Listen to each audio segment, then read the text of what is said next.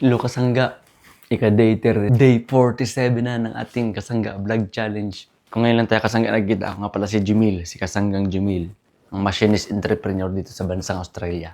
Bakit entrepreneur Kasangga? Kasi may sinusolusyonan tayong bagay Kasangga. At Kasangga, dito kasi Kasangga sa ibang bansa, naniniwala kasi ako Kasangga na may kalaban tayo dito Kasangga, yung kahirapan ng ating sitwasyon. Hindi mo man Kasangga namamalayan, hindi madali ang buhay natin dito sa ibang bansa. Kala mo lang, minsan nagre-relax ka, minsan pahinga lang, pero mahirap talaga Kasangga ang buhay dito sa ibang bansa. Hindi madali.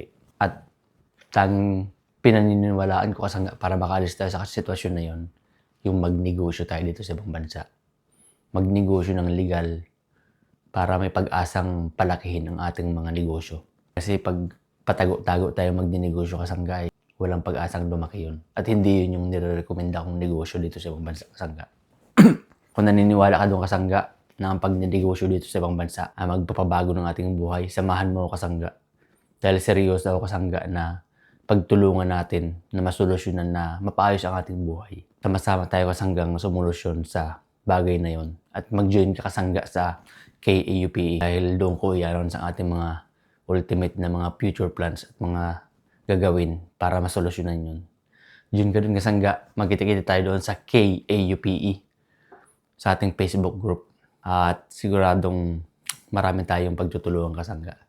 Yun lang Kasangga, samahan mo ako ngayong araw sa ating ika-day 47 ng ating Kasangga Vlog Challenge. Malayo-layo na yung ating narating pero malayo pa.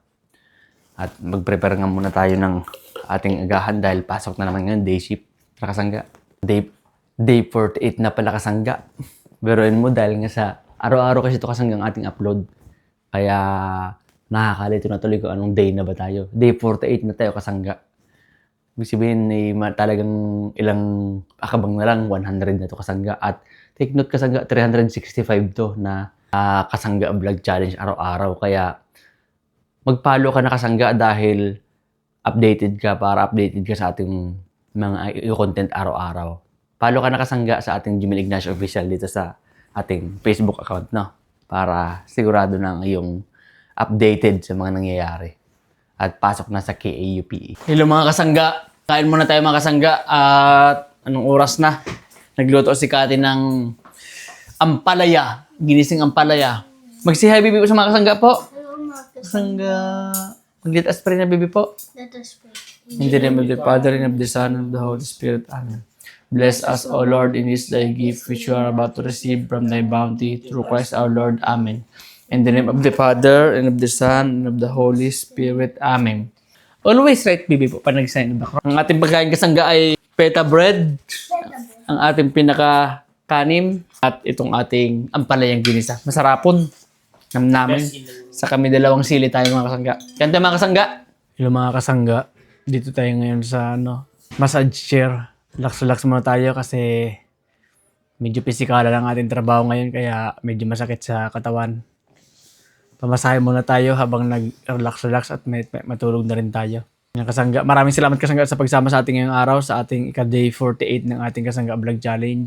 Marami pa tayong i-vlog in the future kaya follow ka na Kasangga kasi araw-araw tayo mag-upload ng ating i-content para updated ka sa ating mga binavlog.